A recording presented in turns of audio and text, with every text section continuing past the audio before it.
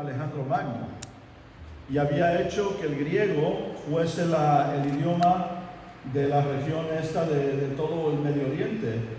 Entonces, donde antes habían cientos de idiomas de diferentes pueblos, ahora había un solo idioma que facilitaba la comunicación, griego. El Nuevo Testamento fue escrito en griego, ¿okay? El griego era la lengua franca, que digamos, de aquel entonces que todo el mundo se comunicaba. Lo segundo, en el pueblo judío había lo que se llama la expectación mesiánica. Se esperaba que iba a venir un Mesías. La gente estudiaba, la gente estaba deseosa de que viniera el Mesías. Nació Jesús, ¿verdad? Lo tercero es que el Imperio Romano era una potencia, y desde el Medio Oriente hasta España, hasta Inglaterra, el norte de África, Europa, todo el sur de Europa, el centro de Europa, Francia, hoy lo que es Francia, todo esto, estaba bajo un solo administración política. Y antes había mucha piratería, muchas guerras y todo eso. Durante la época romana, la mano fuerte de Roma puso que parara todo eso, e incluso crearon una infraestructura, puentes, carreteras, todo esto para facilitar la comunicación. Vamos a mirar todo eso juntos, ¿verdad? El cumplimiento del tiempo. Jesús nació, había una expectativa mesiánica, que iba a venir el Mesías. Él nació en ese lugar. Estaba el griego como idioma que todo el mundo entendía. La comunicación del Evangelio se podía comunicar. La infraestructura y la Pax Romana, que llaman la paz romana, que existía en el Mediterráneo, facilitó que Pablo y todos los discípulos pudieran viajar y sembrar iglesias por muchas partes del Imperio Romano. Si nos ponemos a pensar, hubo esa convergencia en ese momento en la historia. Hasta el día de hoy, hoy día eso sería imposible. Hoy se hablan muchos idiomas, hay muchas religiones y no hay estabilidad política del Medio Oriente en toda esta zona que antes era el Imperio Romano. O sea que Jesús vino en ese preciso momento donde hubo ese cumplimiento del tiempo, como cumplió el plazo del tiempo, como dicen las Escrituras. Y lo que pudo tomar raíz en ese contexto, con esa convergencia de cosas, creció la iglesia, el cristianismo. Y de 2000 años donde ocurrió esto, hasta ahora aquí estamos con la fe que fue posible, digamos, que se expandiera por esas condiciones que existían. Muy interesante. Ahora vamos a brincar al texto del Evangelio para hoy, de Lucas capítulo 8. Can you put it on, Rebecca? Luke chapter 8. Y vamos a ver varias cosas. Voy a mencionar 5 cosas que vamos a ver en este texto de hoy. Lo primero, la realidad de que hay una guerra espiritual, de lo que llaman posesión o opresión demoníaca, ¿verdad? Lo primero. Segundo, vamos a ver la autoridad que tiene Jesús. Lo tercero, vamos a ver la transformación que un encuentro con Cristo nos da, la gracia, ¿verdad? Vamos a ver también la libertad que tenemos en Cristo por ser libres de lo que nos oprimía, y vamos a ver el llamado a testificar de lo que Dios ha hecho en nuestra vida. Todo eso lo vamos a ver en este texto, ¿verdad? Vamos a ver. Si uno lee anterior de este texto, Jesús calma una tormenta. La gente queda impresionada porque ven que las fuerzas de la naturaleza obedecen la autoridad con la cual habla Jesús. Y ahora entran a un lugar que se llama la región de los Gerasenos, al otro lado del lago de Galilea, del mar de Galilea. Estamos hablando de una región donde ya habían menos personas judías, eran más gentiles, más gente pagana, griegos y todo esto, ¿verdad? Y se navegaron hacia la región de los Gerasenos, que está al otro lado del lago, frente a Galilea. Y dice, al desembarcar Jesús, un endemoniado que venía del pueblo salió a su encuentro. Se enfrentó, cuando se llegó desembarcó, un endemoniado vino a él. Y dice, hacía mucho tiempo que ese hombre no se vestía, andaba desnudo, ¿verdad? Dice, tampoco vivía en una casa, estaba viviendo salvajemente. Y en los sepulcros, en vez de estar entre gente viva, estaba entre los muertos, ¿verdad? Vemos que fuera de juicio, vemos lo que este demonio, a lo que le había llevado, le había robado su vida realmente. Estaba no funcionando en una sociedad, sino que estaba marginado, estaba, podemos decir, fuera de juicio y viviendo entre los sepulcros. Cuando vio a Jesús, dio un grito y se arrojó a sus pies. Reaccionó cuando vio a Jesús. De alguna manera entendió que Jesús tenía autoridad. Dice, te ruego, entonces exclamó con fuerza, ¿por qué te entrometes, Jesús, Hijo del Dios Altísimo? Fíjense que el demonio sabía quién era Jesús. Y fíjate lo que le llama, el Hijo del Dios Altísimo. Se daba cuenta. Dice, te ruego que no me atormentes. Está ya incluso expresando que conocía que Jesús tenía la autoridad para arrojarlo en el último juicio, ¿verdad? Plenamente conoce quién es Jesús, el demonio este. Dice, es que Jesús había ordenado al espíritu maligno que saliera del hombre. Le había dado ya la orden que saliera. Se había apoderado de él muchas veces, y aunque le sujetaban los pies y las manos con cadenas y lo mantenían bajo custodia, rompía las cadenas y el demonio lo arrastraba a lugares solitarios. Guerra espiritual, ¿verdad? Hay la parte esta que la gente muchas veces no queremos pensar que es una realidad, pero es una realidad. Hay fuerzas y poderes malignos que quieren atacar y te quieren arruinar la vida. Y vemos que la vida existe, es una lucha. Y puede manifestarse de muchas maneras, de opresión, o sea, limitándote en lo que tú puedes hacer o intrometiéndose con depresión, con frustraciones, con este tipo de cosas, o posesión directamente, que uno ya no es casi, podemos decir, dueño de su propia vida, sino que está controlado por algo. Yo pienso que las drogas tienen ese efecto en las personas. Las personas dejan de ser quienes son y lo que importa es la droga. La droga es la que domina a la persona. Yo creo que en muchos casos los demonios y las fuerzas malignas se apoderan de las personas de esta manera. Quieren anularte, quieren robarte de la vida, de tu propósito, de la cual Dios te ha puesto aquí. Yo me recuerdo en Nueva York había un señor, muy buena persona, era, podemos decir, uno de los pilares de la iglesia. Era un hombre muy fiel, un hombre que uno podía contar con él para todo y siempre estaba ahí listo para ministrar, para abrir la iglesia cuando fuera necesario, para organizar, para llamar personas, etc. Era un pilar de la iglesia. Pero yo lo conocí ya después de él haber pasado por sus momentos, podemos decir. Y él me contaba que él era completamente alcohólico, completamente controlado por el alcohol. Él me dijo, fíjate, si yo estaba controlado por el alcohol, que él cuando cobraba el cheque, cambiaba el cheque y aquí lo que voy a gastar el lunes en bebida, el martes, el miércoles, el jueves, el sábado y el domingo. Cada bolsillo de su ropa tenía lo que iba a gastar para ese día. Y dice, el sueño más lindo para mí era yo pensando que me iba a tirar de cabeza en una piscina, en una alberca llena de cerveza fría. Dice, eso para mí era como el paraíso, pensar en eso. Y dice, así tanto me gustaba la cerveza. Y la adicción lo tenía agarrado, no le dejaba vivir.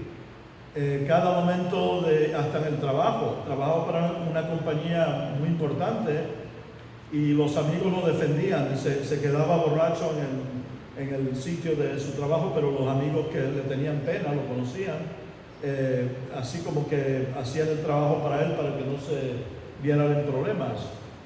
Y así sufrió muchos años. Casi perdió su casa, perdió una casa, iba a perder su esposa, y todo le iba mal en su vida. Entonces, un día decidió, o Dios le dio esa claridad que dice: mira, me voy a morir pronto si sigo así, no tengo felicidad, esto me está robando de todo en mi vida, me tiene agarrado, me tiene adicto a esto. Y dijo: tengo que cambiar, y la iglesia lo ayudó, y él dice: pero tengo que reorganizar mi vida. Y una de las cosas que él hizo fue que el autobús, cuando él venía de su trabajo, la parada del bus estaba delante de un bar. Cuando se bajaba, olía la cerveza y no podía controlarse, ¿verdad? El adicto, la persona agarrada por esa, no podía. Entonces dijo: tengo que usar sabiduría aquí, porque yo no quiero caer, quiero que mi vida sea algo beneficioso para los demás y algo que agrade a Dios. Digo: no me puedo bajar allí del bus, tengo que bajarme antes o después. Y así fue como hizo. Pensó y reorganizó todo en su vida para evitar eso. Y con el tiempo fue librado de esto, ¿verdad? Con oración y estudio y la iglesia y todo esto pudo ser libre. Y dijo él que sin la iglesia, sin la fe, hubiera sido imposible librarse de esto. Y a través de los años he visto muchas personas que luchan con depresión, luchan con diferentes cosas así, y realmente están como oprimidos. ¿Y cuál es la razón? No lo sé. Pero yo sé que hay muchas cosas, muchas sugerencias que hay en la sociedad que no son buenas. Yo he oído historias de gente que juegan con la ouija, la cosa esta, y de momento empiezan a pasar cosas en su vida y que no se explican, cosas se mueven en la casa o sienten una profunda depresión que no la pueden sacudir. Todo esto es demoníaco, es opresión del enemigo. Puertas que uno abre en su vida para que entren cosas que te arruinan. Cuando estábamos en Texas, a una cuadra de la iglesia, había en una puerta, como si fuera una tienda, una ventanilla de una tienda, un templo a la Santa Muerte. Y la gente, y diría yo: wow, va más gente allí que a la iglesia. ¿Verdad? El engaño, te seduce con: vas a hacer dinero, vas a tener poder, vas a hacer esto, lo otro. Y al final, el mal, el demonio, todas estas cosas te dejan vacío y te dejan realmente es una oscuridad, alejado de Dios, alejado de la vida, y pensando en cosas que no son buenas, ¿verdad? Te roba de lo bueno que hay en la vida, te roba incluso con amistades, te roba con tu relación con Dios. Y no hay nada que valga la pena perder la fe, que perder la relación que tenemos con Dios. Y vemos que diferentes motivos, puedo estar aquí contando historias, seguramente ustedes tienen historias también, ¿verdad? Pero es curioso, pero hay mucha gente que son escépticos y dicen: yo no sé si Dios existe, pero nadie argumenta que no existe el mal, ¿verdad? Es evidente que el mal existe. So, lo bueno que tenemos, que sabemos que Cristo es victorioso sobre el mal, ¿verdad?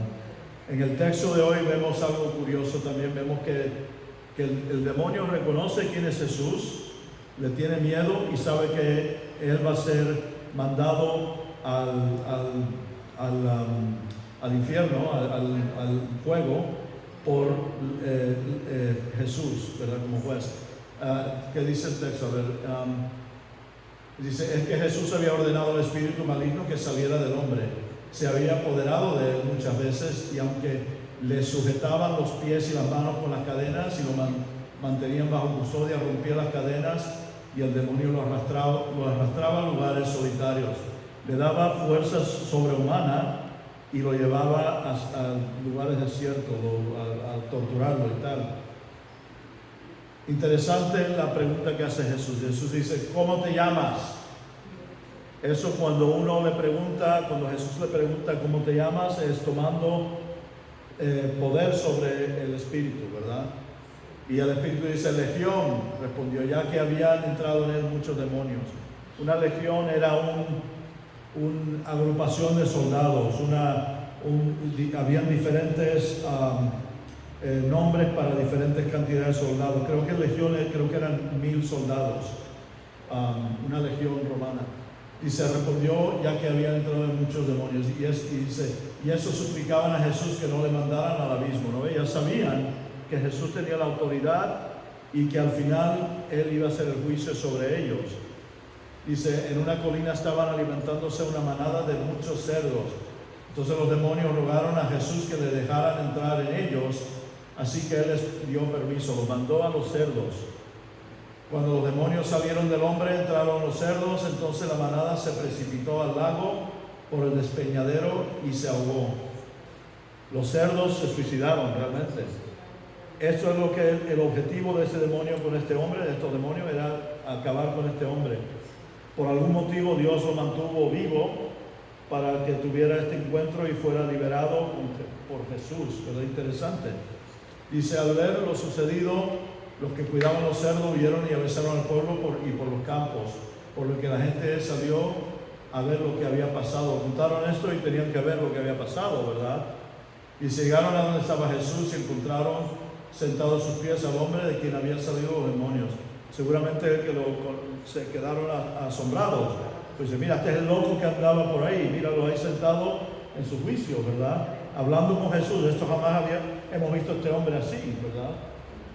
Es curioso, yo a lo mejor ustedes conocían, había un señor que gritaba mucho por aquí, ya murió el pobre, nos enteramos que había muerto, pero gritaba mucho y estaba muy así, gritaba mucho, la gente le tenía miedo, era un hombre grande, era cubano el hombre. Y una vez me recuerdo, teníamos las puertas abiertas y entró y yo me quedé así un poco en shock porque yo lo veía por ahí afuera gritando. Y le pidió a Armando, le pidió una soda, pero bien, podemos decir, en su juicio, ¿verdad? Le pidió una soda, muy gentil el hombre, y Armando le dio la soda y dio las gracias y todo y se fue. Después lo vimos al siguiente día de nuevo gritando por ahí eso. Entonces yo lo saludé y me saludó, como que volvió otra vez a su normalidad, a su juicio. Y lo saludé y le di $1. Entonces la última vez que lo vi fue aquí en el Arco. Estaba yo echando gasolina, vino a mí y yo creo que él se recordaba de mí. Me pidió que si tenía $1 que le podía dar y le di $1, pero bien normal. Y curioso, siempre pensé, wow, este hombre como que percibí yo como que había una persona en su juicio que de alguna manera estaba siendo oprimida por otra cosa que venía sobre él, ¿entiendes? Me dio mucha lástima porque se veía que era un hombre, una buena persona, pero que tenía esta cosa que se apoderaba de él. Y no sé si sería algo relacionado con alguna cosa mental o emocional o sustancial, alguna sustancia. Pero yo creo que cada persona, podemos decir, Dios le da esa normalidad y vienen otras cosas y lo oprimen. No sé, no estoy queriendo decirlo en inglés y en español y no lo consigo. Pero hay un versículo en la Biblia que dice que Dios nos da una mente sana, digamos. I forget where it is exactly, no me recuerdo dónde está ahora, pero Y me recuerdo lo que dijo John Michael Calvin, un cantante cristiano que vimos en Texas. Rebeca lo conocía de antes y dio un concierto en una iglesia en Texas. Estábamos ahí, fuimos a verlo y el hombre este tocaba una guitarra y era muy buen músico. Tiene incluso en YouTube y todo, tiene videos y ha hecho mucho, ha ganado Grammys y todo. Y él hacía una canción y entonces daba como un pequeño sermón, y otra canción y un pequeño sermón así.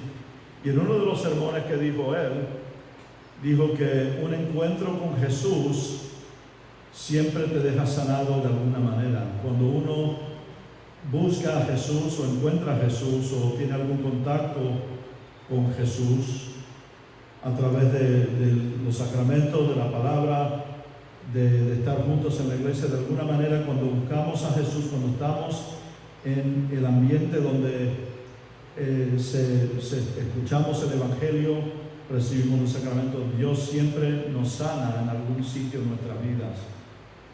Y encuentro eso muy interesante. La gente no valoriza realmente lo que ocurre en la iglesia. Cuando decimos la confesión, absolución, hay perdón, hay vida.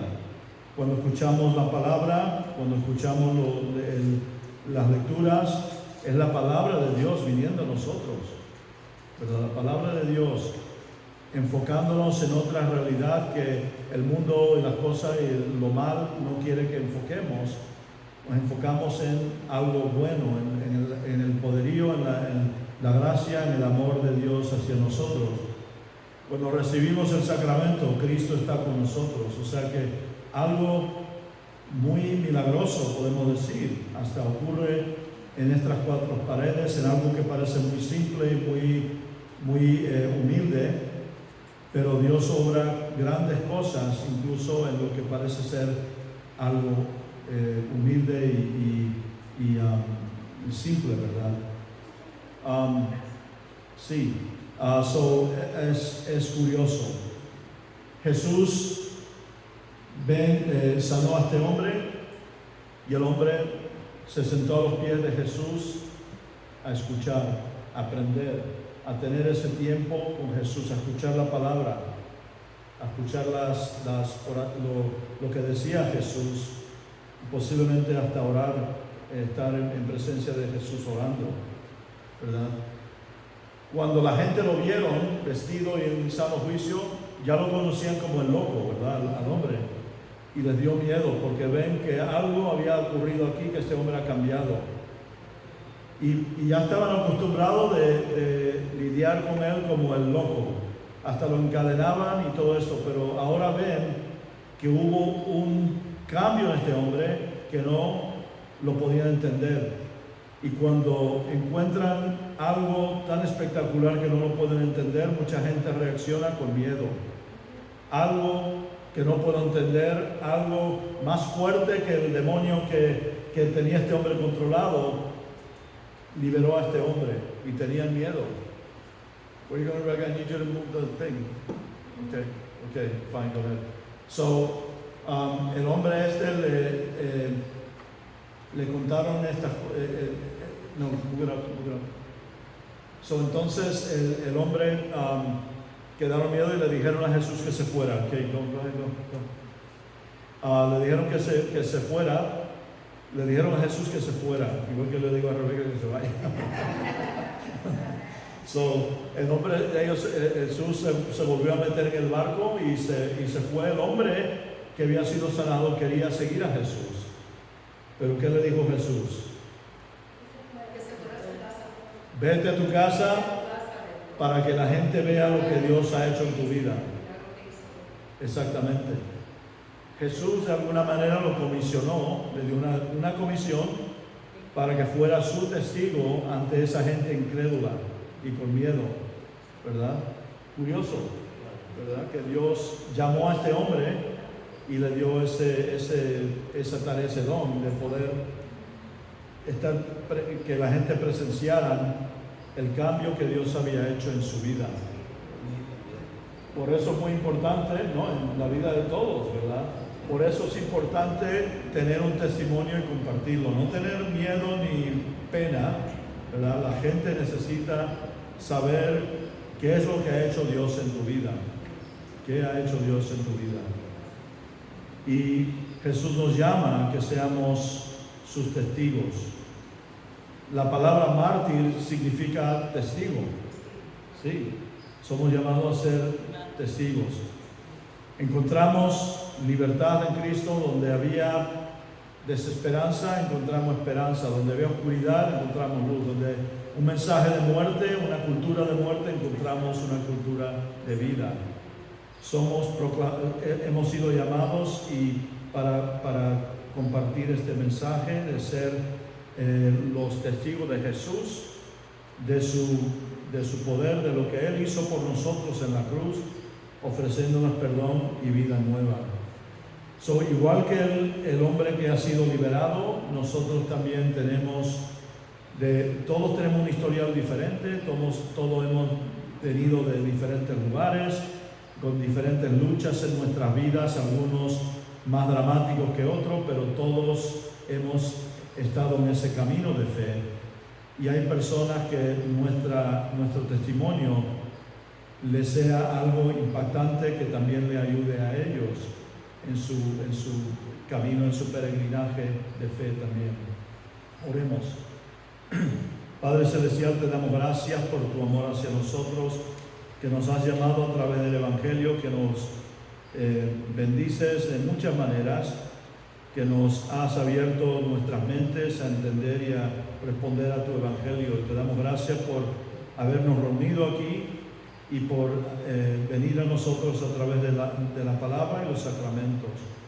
Y te damos gracias, Señor, por todos tus beneficios, por la vida, por el perdón que recibimos, por tu gracia y tu misericordia. Lo pedimos todo en el nombre del Padre, del Hijo y del Espíritu Santo. Amén.